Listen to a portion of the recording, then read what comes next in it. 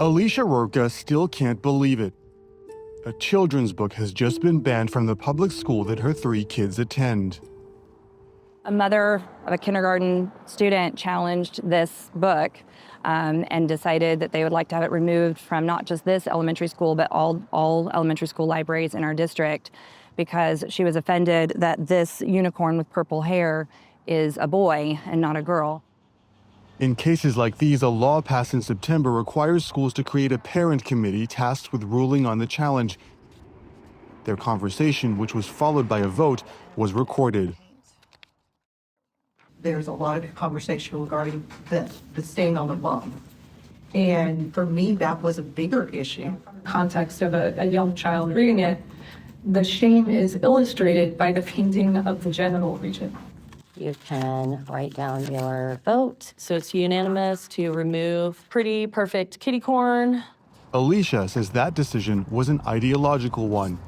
This was 4 parents, very politically aligned in their viewpoint, that were appointed, and they barely even talked about the reason for the challenge, which was the purple hair on this unicorn being too feminine, and got off on a completely different tangent. In my opinion, over-sexualizing this book, talking about genitalia. They used that word like 6 times.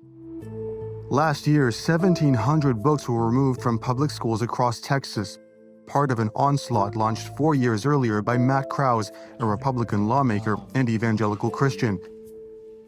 He published a list of 850 books deemed inappropriate and asked all public schools to conduct an inventory under a new law that limits classroom discussions around sensitive topics. Each one of them had to deal either with race or human sexuality at some point. Now, in hindsight, if I'd gone back, we probably should have put in that letter, not all 850 of these books are problematic, right? They just had to deal with those topics.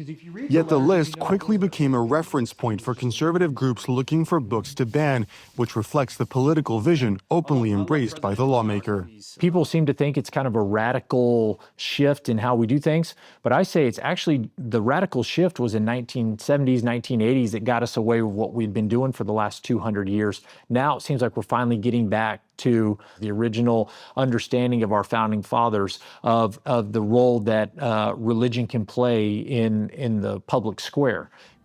Over the past 4 years, the movement has succeeded in banning more than 23,000 books nationwide, primarily targeting books that discuss race or identity.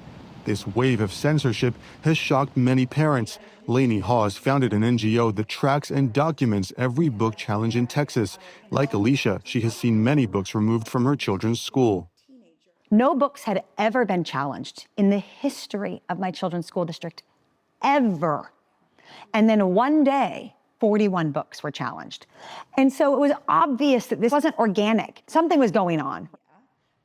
She then found out there was a coordinated campaign targeting the school board election.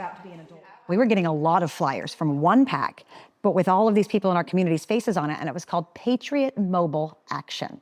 And so we Googled it, and it was a Christian cell phone provider. So they were earning money selling cell phone service, and then they were using this money to fund local political races. And their philosophy was they needed Christian conservatives in political offices around America. We didn't realize it until it was way too late, and before we knew it, this PAC owned our school boards.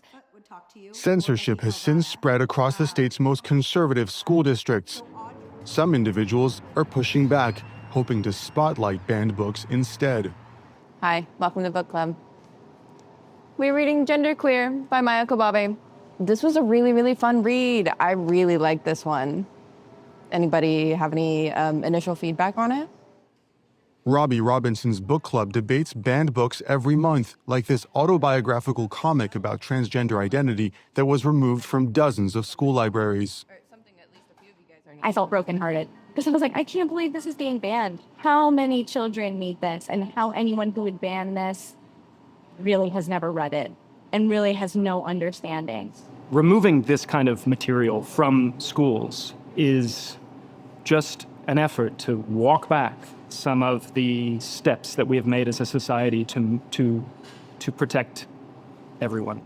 Lori, a retired literature teacher, believes restricting access to books could have consequences that go far beyond the themes they address. We're going to see a decline in literacy. because social media can only do so much. So we're going to have, in my mind, more simplistic language, just less critical thinking. Oh, it's so sad. Because that's why you go into teaching. So Reading proficiency is already declining sharply in Texas. According to a recent study, the share of 8th graders who do not master basic reading skills has risen from 24 to 39% over the past 10 years.